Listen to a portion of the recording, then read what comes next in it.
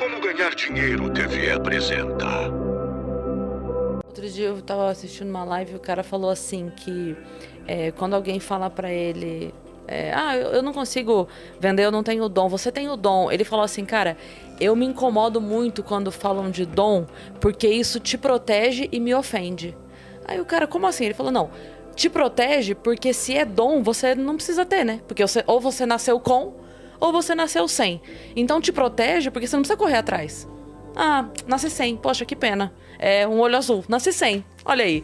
Então, se é um dom, você não vai atrás, né? Porque se não tem, não tem. E me ofende porque você não sabe quantos livros eu li, quantos cursos eu fiz, quantos tapas eu tomei na cara, quantos, sabe? Então, assim, não é só questão de dom. Dá pra você aprender, dá pra você estudar, dá pra você treinar, dá pra você correr atrás. Ah, não, dá. Assim, eu penso que todo mundo tem um dom. Nem todo mundo busca esse dom, porque é difícil pra caramba identificar dom. Tanto que eu falo com as pessoas o que o meu pai me falou, identifica o seu principal dom e depois passa o restante dos dias na Terra. Sim. Todo mundo tem um dom. Agora, você não precisa Mas viver... trabalhar ele é difícil. Não, primeiro identificar ele já é difícil. Mas não dá pra você fazer várias outras coisas. Eu vou te dar um exemplo. Vou te dar um exemplo de um lugar que eu morei. Bom Sucesso, Barreiro de Cima. Bom Sucesso, Belo Horizonte, tá? Barreiro de Cima é uma região... Barreiro é uma região de Belo Horizonte, o Barreiro de Cima é uma região do Barreiro, que é uma região de Belo Horizonte. Esse bairro é um bairro de periferia. Próximo a ele tem Vila Bernadette, tem Araguaia, tem Conjunto Esperança, tem vários bairros, todos esses bairros de periferia.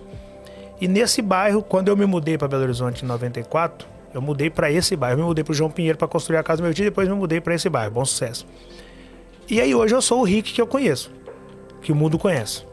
Rick esse que identificou seus dons de oratória, de percepção, de venda, etc. E foi ganhar o seu dinheiro. Nesse mesmo bairro tem um cara que chama Vantuí. Esse Vantuí, se você olhar para ele hoje, você vai falar, qual que é seu dom, Vantuí? Talvez ele fale que não sabe o dom dele. Mas ele estudou engenharia. Engenharia não precisa ter dom, é treinável. E aí ele estudou engenharia. Hoje ele é um grande engenheiro. Hoje ele come do suor do rosto dele. Hoje ele tem uma família linda. Hoje ele é referência na área dele. Ele está no mesmo bairro e ele é tão alegre e feliz quanto o Rick. O Rick é um cara que identificou o dom e foi viver pelo dom. Ele fez uma formação e foi viver pela formação. Ou seja, é treinável. O sucesso é treinável. Se você identifica seu dom, ele é treinável. Se você quer ser engenheiro, ele é treinável. Se você quer ser vendedor, ele é treinável. O sucesso é treinável. O Vantuíra é um cara que treinou o sucesso de ser bom em engenharia e hoje vive feliz dentro da área de atuação dele. A quem, inclusive, deixa aqui o meu abraço, não apenas a ele, a toda a minha comunidade de Bom Sucesso, Barreiro de Cima, Belo Horizonte, Minas Gerais. Então, você não precisa identificar seu dom. Você pode identificar, sei lá, um grande jogador de futebol identificou o dom dele e lapida o dom dele e ganha dinheiro com aquilo, mas você pode ser um engenheiro, você pode ser um médico, que é treinável, você pode ser um dentista, é treinável. Ou você pode identificar o dom da oratória e treinar. Porque se você não treinar, independente de ser dom ou não, você não vai desenvolver, você não vai conseguir lapidar aquilo. Então é um processo constante de lapidação. Não apenas no dom identificado, como no meu caso, como na área do Vantuí, porque toda hora saiu uma nova lei aí que mudou não sei o que da engenharia e o cara tem que estar dentro da sala de aula de novo, ou no computador, se lapidando o tempo todo. E no Brasil nós temos aquela ótica que peguei o canudo, formei e não estudo mais. Aí você começa a ficar para trás, porque se é dom você parou de lapidar e se é estudo você parou de estudar. Aí você começa a se estagnar em um determinado degrau de uma escada que é muito maior do que o lugar que você conseguiu alcançar. Então, seja via seu dom, ou seja ensinamento de área, de curso em questão, você tem que estar em constante processo de lapidação, em constante processo de busca de conhecimento. Essa é a visão. Pegou? Incrível. Muito legal. Cara, e como é que é o Rick pai? Você ensina para sua filha o que seu pai te ensinou ou o que a vida te ensinou? O meu propósito, o que meu pai me ensinou foi o que a vida ensinou pro meu pai, então é mais ou menos a mesma coisa. O meu propósito de vida é honrar o que o meu pai me ensinou e tentar repassar parte disso para a Negona. Ela tem quantos anos? Ela tem 19 anos. E eu penso que eu cumpro isso no exemplo. A minha filha não é alguém que eu falo, olha, você tem que ir à igreja. Você tem que ler a Bíblia. Eu não faço isso com a minha filha. Eu apenas leio a Bíblia. Se eu ler a Bíblia e Deus me abençoar, servir como referência para ela, ela vai ter a curiosidade de conhecer esse livro. Foi o que o meu pai fez. Meu pai não me falou que eu tenho que ir à igreja, ele apenas creu que ele tem uma fé inabalada em Deus e ele leu a Bíblia. E eu comecei a ler a Bíblia por causa do meu pai. Meu pai não me convidou para trabalhar com ele, mas ele trabalhava e ganhava dinheiro pelo trabalho. E eu tive a curiosidade de começar a trabalhar. O meu pai amou para falar de amor. O meu pai foi exemplo para falar de exemplo. E é o que eu tento ser para minha filha. Na verdade, no que se refere à minha filha, eu sou grato à mãe dela por ter criado a minha filha desde o nosso divórcio lá em 2008, sozinha, uma guerreiraça. Inclusive, deixo aqui meu abraço a Renata de Souza Gomes, uma das mulheres mais de fibra que eu conheci na vida. Em nome dela, deixo um abraço aqui a todas as mães solos espalhadas por esse Brasil que criam filho sozinho aí, que faz papel de pai e mãe, que não sabe de onde tira força, mas pela que ela cria ali, dá a vida e faz a engrenagem girar. E talvez se não fosse a capacidade da Renata a partir do nosso divórcio em 2008, 2009, talvez nós não tínhamos uma filha tão aguerrida. Mas aí com a realidade transformada, a gente conseguiu contribuir muito para a formação da Negona e hoje é meu propósito de vida é deixar um mundo maior para ela através das minhas ações. O que para ela é complexo, porque hoje ela tem a vida que muita gente queria ter, né?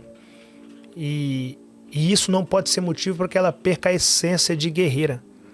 Ela viu a avó lutar, a avó paterna, a Dona Vera, Sr. Pedro, ela viu o tio, o irmão da Dona Vera, o Ronaldo, ela viu meu pai, minha mãe, as tias dela do meu lado, a mãe dela, ela viu essa gente toda lutar pra caramba pra colocar comida na mesa. A minha filha é daquele cenário que a gente ia no mercado e passava nas gôndolas e a filha pegava um iogurte e olhava pro pai ou pra mãe e no olhar a gente já respondia que não dava pra levar, no olhar, por causa da condição, né? E de repente essa garota tem uma condição dos sonhos. Essa condição dos sonhos faz com que ela perca o instinto de guerreira? Se necessário for, se a vida resolve testar a gente, ela tem coragem que a mãe teve, que o pai teve de subir ao ringue, de ser pedreiro, auxiliar de serviços gerais, limpador de vidro, para colocar comida na mesa honestamente. Então a minha maior preocupação da Negona não é falar faça engenharia porque é legal, faça medicina porque é legal, faça perícia porque é legal. A minha maior preocupação no que se refere à Negona é ser exemplo para que ela tenha visualmente perto dela alguém que serve como referência para milhões de pessoas. E aí que ela escolha ter esse quanto referência ou não. Então eu penso que ela é muito centrada. Hoje ela é porta-bandeira, hoje ela tá estudando pra caramba, tá namorando. Negona tá namorando, eu tô contando um podcast que você tá namorando. Fã da Cris. Oh, meu Deus, como é o nome dela? Ludmilla. Ludmilla, um beijo gigante pra você. Fã da Cris pra caramba. Então é a maneira a maneira mais fácil que eu acredito de ter uma filha e criá-la é sendo exemplo. É melhor do que falar faça isso ou faça aquilo. E para além da Negona ainda tem a filhota ainda, que é uma pessoa que eu encontrei pela caminhada e que eu tenho como filha de sangue, que não é minha filha de sangue, mas que é uma pessoa que eu tenho como filha mesmo, que é chata pra caramba e quebrou o pé sozinho outro dia. E que também eu me sinto na obrigação de tentar deixar um mundo melhor para ela, para que elas vejam o mundo com outros olhos, para que elas entendam o que dá para fazer, para que elas entendam que não precisa ser fácil, para que elas entendam que basta não ser impossível, para que elas saibam sobre luta, porque elas me viram lutar a vida toda. A Negona me viu lutar a vida toda, a filhota me viu lutar depois de 2012, e essas duas pessoas são as minhas referências. Meu pai é o cara que eu sou grato pelo que ele me passou. E a Negona é como se isso aqui é o bastão que eu recebi do meu pai, eu melhoro esse bastão e passo para a Negona. Essa é a minha propósito de vida. Pegar o bastão, melhorar o bastão e repassar o bastão. Inscreva-se no canal, ative as notificações e receba vídeos motivacionais diários.